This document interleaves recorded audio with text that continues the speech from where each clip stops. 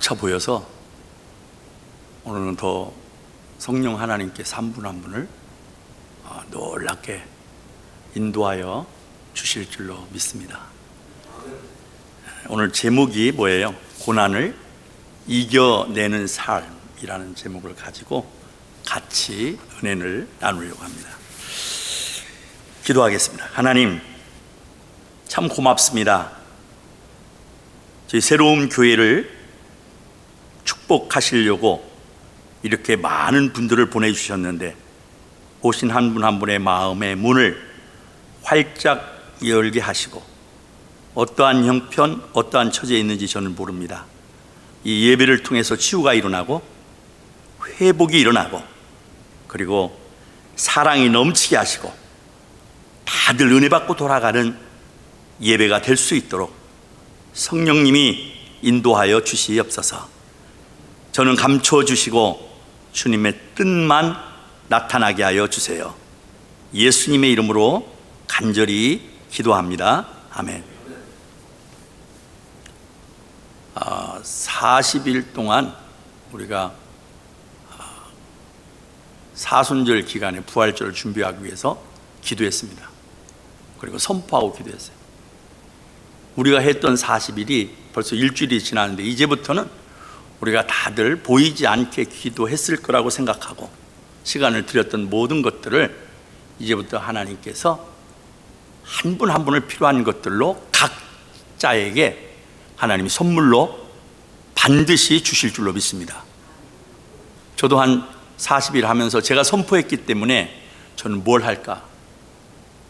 그래서 저는 저녁만 금식해야지 그러다가 보니까 아침까지도 하게 되고 때로는 한 끼만 먹고 다니고, 근데 어쩔 수 없이 중요한 손님들이 오셔서 저녁을 하자고 해서 안 먹어야 되는데 그 시간을 저 때문에 오셨는데 안 먹을 수 없어서 좋은 집에 갔었어요. 그 좋은 집에 가서 먹는데 먹기는 먹었는데 제가 그 앞에서 저 지금 금식해요, 안 됩니다라고 말할 수 없어서 먹었는데 음식이 얼마나 쓴지 몰라요. 먹는 것마다 그렇게 맛있는 고기, 국수, 잡채 뭐 별게 다 있는데 먹어도 음식이 다 쓴 거야. 아이고 참 희한하다. 그래서 아이스크림을 한번 먹어봤어요. 마지막에 아이스크림도 그렇게 썩 와닿지가 않아요. 하나님이 다 보고 계시는구나. 참 그걸 느꼈어요. 놀라운 저 개인적으로 간증이에요. 하나님의 인도가 받고 있구나, 그런 생각을 제가 들었어요.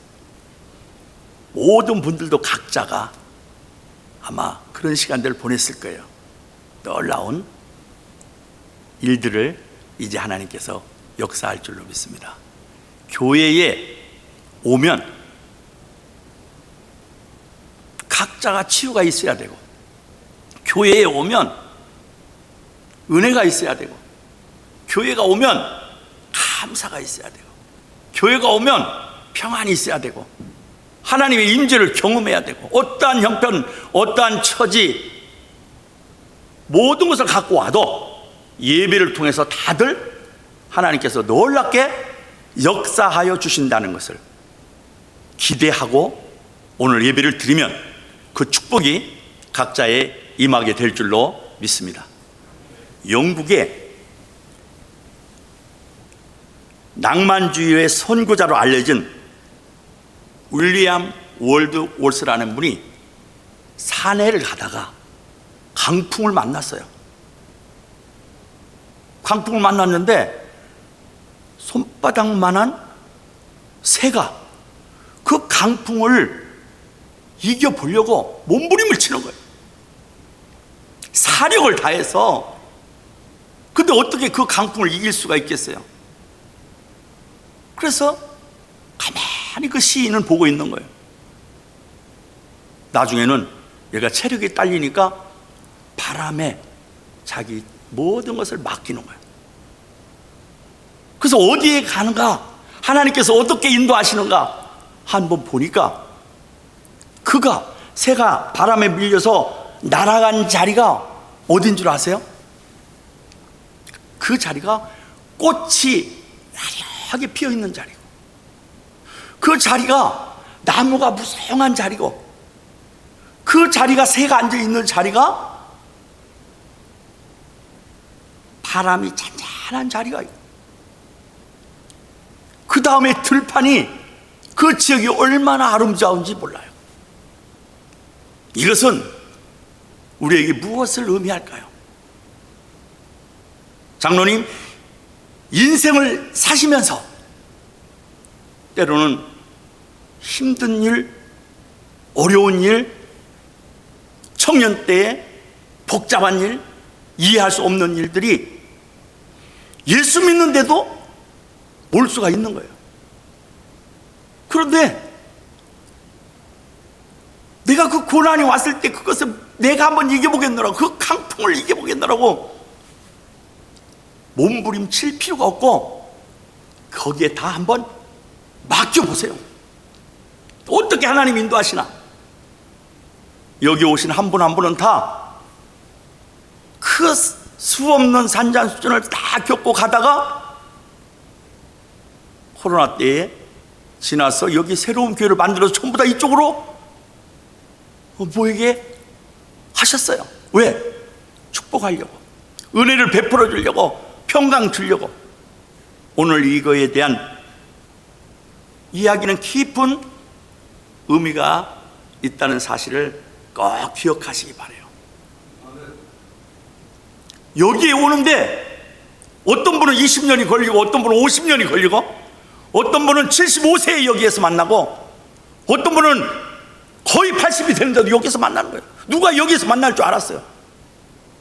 이것은 하나님만이 아시는, 하나님의 계획 속에서 축복해 주려고 이 현장으로 보내주셨다는 것을 꼭 기억하시기를 바랍니다. 오늘 베드로전서는,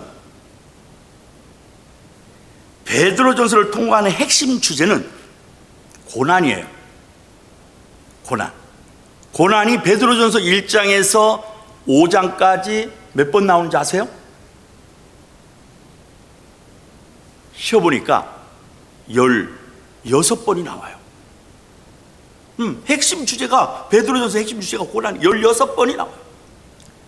그 당시에 소아시아 지역에 있는 교인들에게 베드로는 성령 감동을 받아서 로마 제국에 박해를 받는 성도들에게 편지를 쓰는 거예요.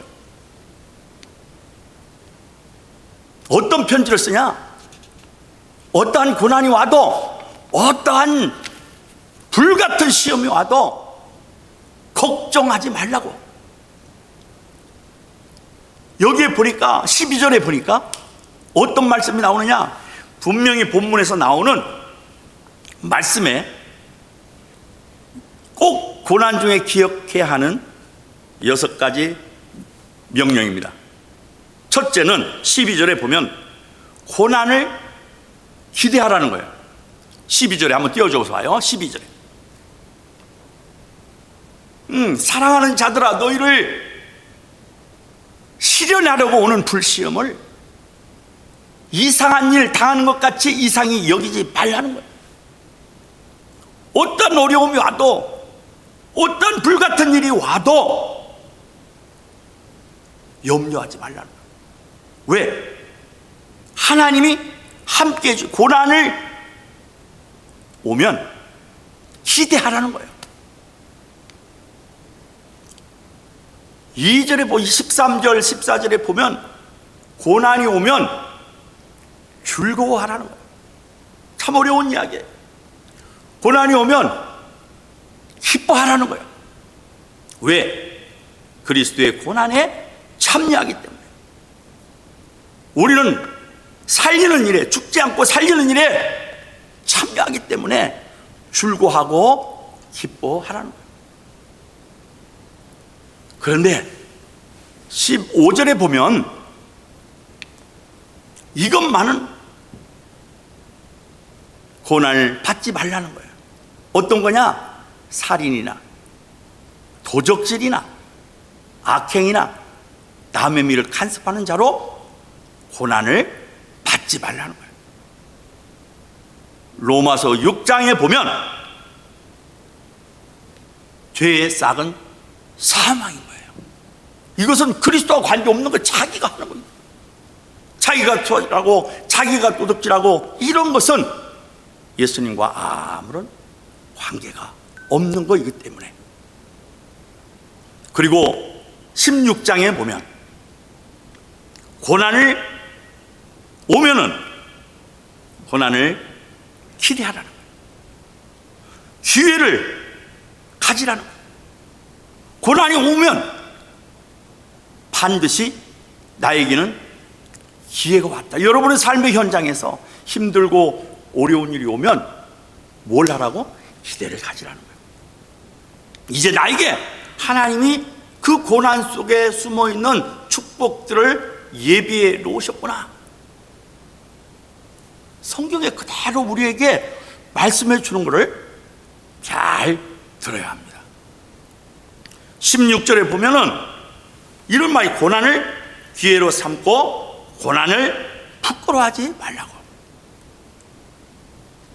17절 19절에 보면 고난 중에 주님만, 고난이 올 때 주님만 바라보라는 거예요. 이제 이 내용을 오늘 가지고 고난을 이겨내는 삶이라는 제목을 가지고 있기 때문에 성경에 나오는 인물들을 같이 한번 보려고 합니다. 그러기 전에 예수님의 고난 한번, 아마 우리 사순절 기간에 예수님에 대한 고난이 여러분들 많이 들었을 거예요. 예수님이 우리를 위해서 십자가에 못 박혀 죽으시고 무엇 때문에? 우리의 죄를 사하시기 위해서 수없는 고난과 역경을 겪으셨어요. 근데 그 정도만 알고 가면 안 되고 십자가 사건을 통해서 어떤 일들이 일어났는지를 보아야 되는 거예요. 예수님이 우리의 죄를 위해서 온갖 고난과 순환을 다 당하셨어요. 십자가에 못 박혀 돌아가셨어요. 십자가에 못 박혀 돌아가시는데 어떤 일이 났냐? 온 인류를 구원할 수 있도록 그 십자가의 사건이 이루어지고 있다는 사실을 믿으시기 바랍니다. 거기에는 반드시 조건이 믿어야 되는 거예요. 믿어야 구원을 얻을 수가 있는 거예요. 두 번째는 예수를 믿음으로 인해서 어떤 일이 일어나냐? 이제는 내가 죽지 않고 영원히 산다는 거예요. 여기 오신 한 분 한 분은 전부 다 이제는 죽음하고 멀어졌어요. 영원히 사는 거야. 그것이 바로 조건이, 그것도 뭐예요? 믿음이에요. 십자가 사건에 속에서. 또 하나는 십자가 사건을 통해서 이 교회가 언제 만들어졌느냐? 십자가 사건을 통해서 그 이후에 교회가 만들어졌다. 십자가 사건을 통해서 많은 것들이 새로워지는 걸 보게 돼. 이 고난은 구원의 창시자 예수 그리스도도 이 고난을 통과해야 온전케 된다. 더 중요한 게 있어요. 십자가에서 여러분, 십자가에 달리셨을 때 뭐가 갈라져요? 뭐가? 에? 장막이 갈라져. 뭐가 갈라져요? 아시는 분들 얼마나 있나 볼게요. 뭐가 갈라져요? 요거는 꼭 알아야 돼요. 장로님, 뭐가 갈라져요? 에? 휘장이 갈라지는 거예요. 아니, 휘장이 뭔지 제가 이렇게 신앙생활을 쭉 해보면서 저도 평신도를 해봤잖아요. 이 부분이 약한 거예요. 그래서 다시 한번 휘장에 대해서 이야기를 해주고 싶은 거예요. 홍해바다는 갈라진 걸 알아요. 고센 땅에서 430년간 있을 그들을 구원하기 위해서 홍해바다를 건너서 넘게 한 것은 다 잘 아는데, 휘장이 갈라진 것은 모르는 거예요. 휘장이 뭐냐? 성소와 지성소 거기를 가로막은 거예요. 바로 커튼이에요. 커튼. 지성소는 뭐 하는 데냐? 거기는 하나님의 임재가 있던 곳이에요. 구약에. 거기는 1년에 한 번씩 대제사장을 통해서만이 들어갈 수 있는 곳이에요. 제사를 드리는 거예요. 짐승을 잡아서. 그 가려져 있던 휘장이, 잘 들어야 돼요, 갈라졌다는 거예요. 그 사이즈가 어떻게 되는 줄 아세요? 높이가 25m예요. 청색, 자색, 홍색 실로 만들었는데 폭이 얼마나 되는 줄 아세요? 8m예요. 8m.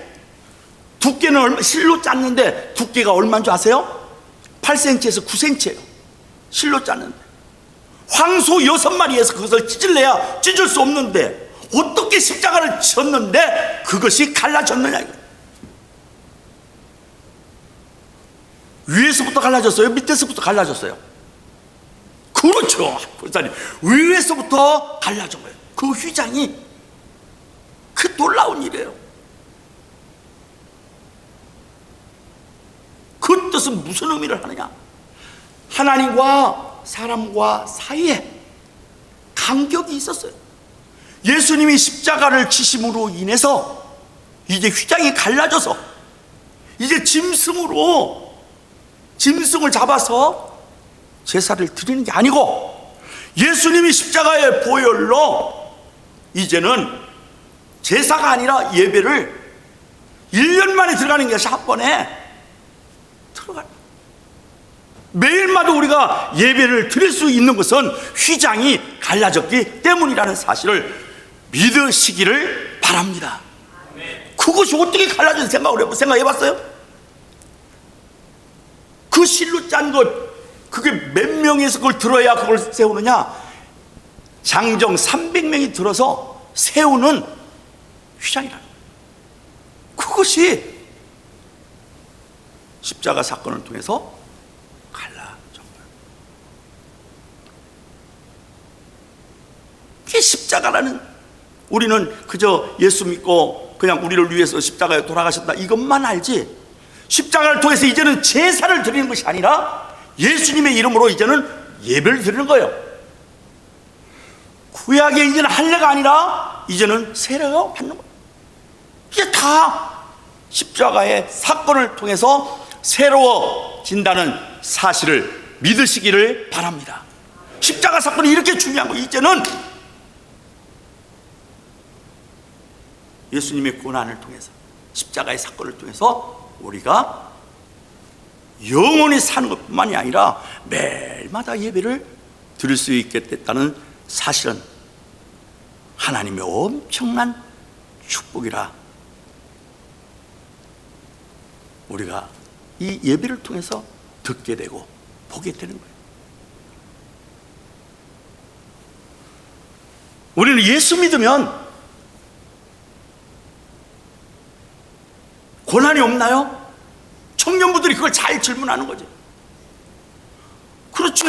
예수를 믿으면 나는 앞이 환하게 보이나요? 나는 걱정도 없고 염려도 없고 근심도 없고 불안도 없고 초전도 없나요? 진짜 그런가요? 성경에 보니까 그렇게 이야기하지 않아요. 고난도 옵니다. 역경도 옵니다. 그러나 그 고난은 축복이라고 말씀해 줘요. 힘든 일, 어려운 일, 역경이 와도 그 고난은 유익이라고 이야기해 줘요. 이제 좀 전에 이영만 목사님 아까 오프닝 할 때 그 기도를 하시더라고요. 고난은 유익이라고. 예수님 다음으로 성경에 고난을 받은 사람이 누구일까요? 예수님 다음으로 고난을 받은 사람 누구예요? 제가 오늘은 고난을 이겨내는 삶이기 때문에 이 말씀을 드리는 거예요. 예수님 다음으로 고난을 받은 사람은 욥이에요. 욥은 동방의 의로운 자였어요. 믿음이 좋은 사람이었어요. 온유한 사람이었어요. 정직한 사람이었는데 어느 날 갑자기 그 재산이 다 없어지는 거예요. 양이 몇 마리였죠? 양이 7,000마리였어요.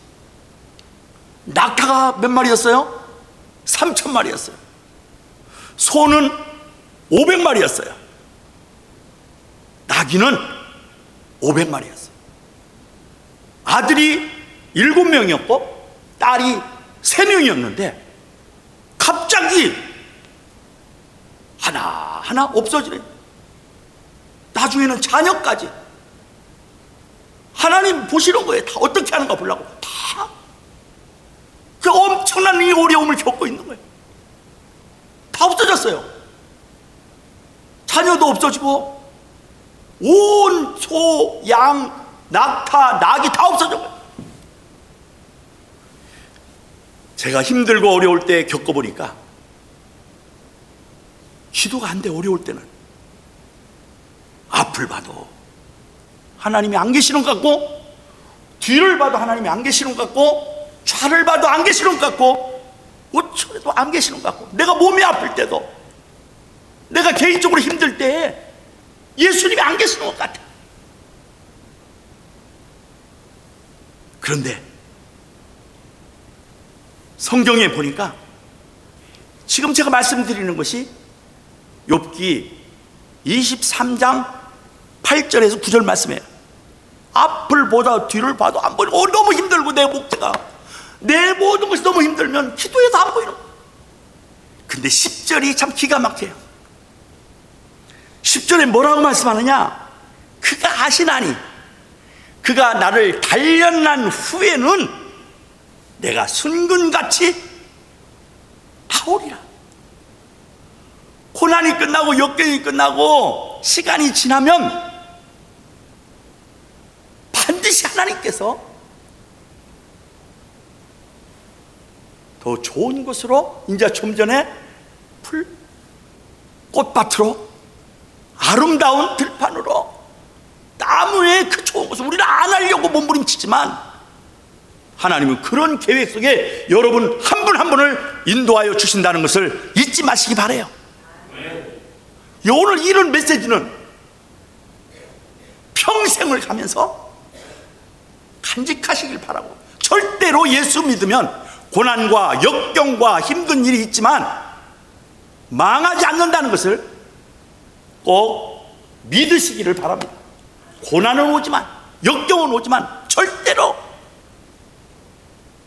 여기에 중국의 선교사도 선교로 오랫동안 하시다가 선교사님 하시다가 또 여기에 오신 분이 있지만 하나님 이곳에 축복하려고 그동안 힘든 일, 어려운 일, 고난, 역경 다 있었지만 새로운 주님의 말씀들을 듣게 해주시는 거예요.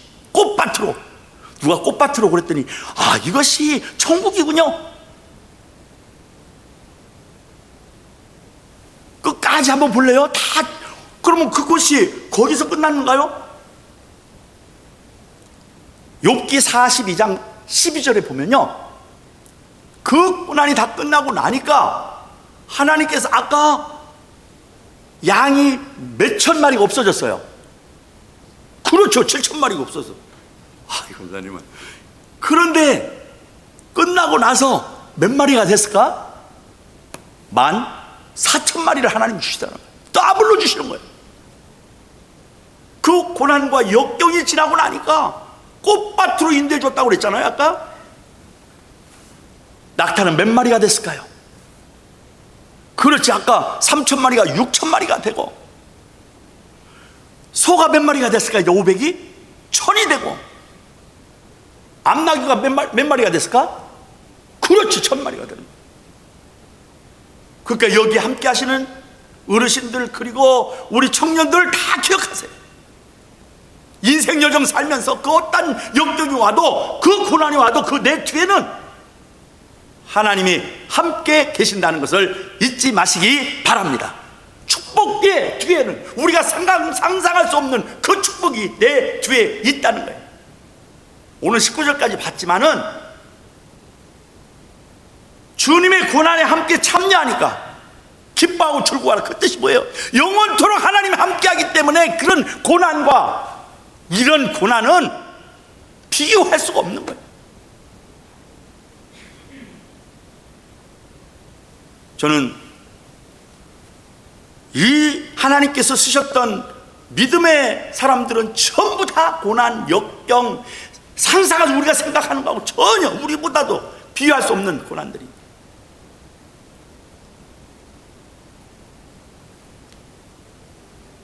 우리 청년들이 가장 많이 했던, 올해 가장 많이 했던 요셉이 있는데, 요셉도 똑같아요. 17세에 팔려가고 20대에 감옥 가고, 그때 누가 인도하는 줄 누가 알았어요? 지나고 나보니까 하나님께서 정말 30대에 애굽의 총리로 인도해 주었던 것처럼 다 고난 역경 없이 되어지는 일은 하나도 없어요. 하나님이 그 일들을 훈련시켜서 하나님이 축복하려고 우리를 생명의 길로, 천국의 길로, 의의 길로 인도해 주려고 계획한다는 사실을 잊지 마시기를 바랍니다. 우리 성도님들을 통해서 이 동포 사이가 가는 곳곳마다 하나님의 축복의 소식들을 전해야 되는 거예요. 고난이 오고 역경이 오는 자에게 베드로에게 소아시아에 그런 편지를 보냈던 것처럼 우리도 내 가정에, 내 주위에 살아있는 메시지를 보내시기를 예수님의 이름으로 축원합니다. 개인적으로 힘든 일이 있습니까? 건강 때문에 지금 내 마음이 불편합니까? 물질 때문에 앞이 안 보입니까?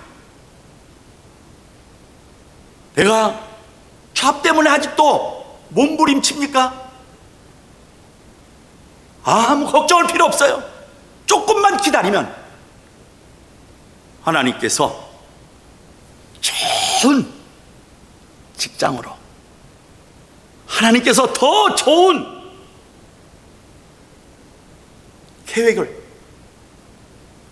인도해 주신다는 걸 잊지 마시고, 내 건강 때문에 건강도 이제 다 하나님께서 깨끗하게 치유하여 주실 줄로 믿습니다. 저는 설교에 오신 모든 분들이 얼굴빛이 반짝반짝 빛나고 여기에 오고 싶고 가고 싶고 듣고 싶고 하나님의 임재를 경험하고 싶고, 하나님은 살아계셔서 오늘 또 한 사람 한 사람을 축복하려고 작정하고 있다는 사실을 믿으시기 바랍니다.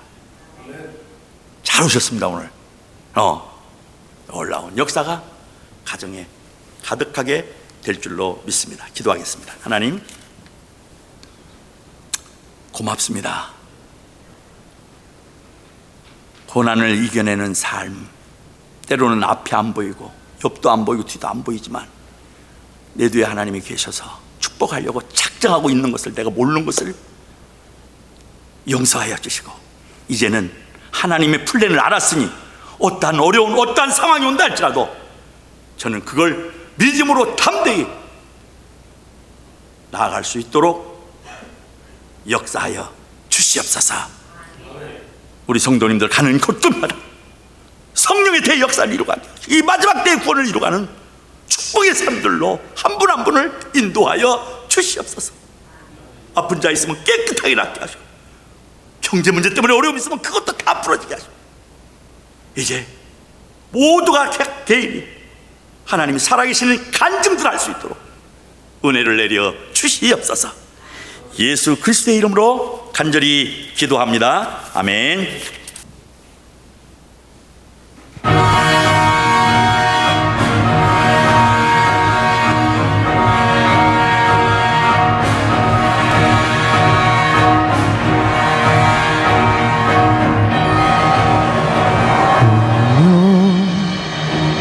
저는 피할 수 이제 내 앞에 있는 피로 젖어 뜨거워진 칼이 날 부르고 있어. 숙명 누가 알까 나의 분노와 고통 모든 걸 잃고도 손발이 묶인 채 피명만 질렀던 그날의 악몽을 누가 알까. 그 어떤 쾌락도 저 찬란한 부귀영화마저도 좋은 음식 좋은 옷들과 잠자리 그 모든 게 날 취하게 한 독이 든 술잔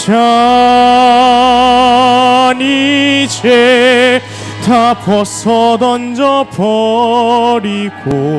나에게 주어진 운명을 따라 지옥의 강을 건너 피로 얼룩진 땅 그곳에 가리라.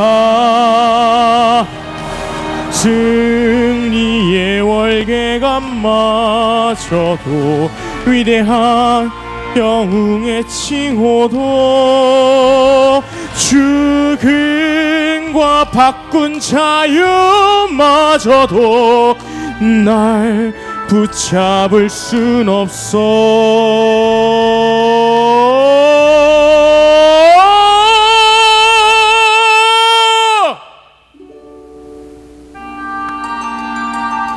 내게 말해 주소서. 이런 시련과 고통 이런 부와 명예까지 함께 주신 이유를 이제 알려줘요. 내가 살아온 이유 모든 걸 잃고도 손발이 묶인 채 피명만 질렀던 그날의 악몽이 당신의 뜻인가요? 이것이 운명 살아있는 이유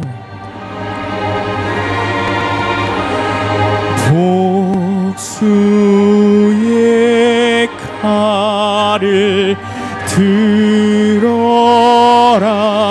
이제 내가 너의 죄를 심판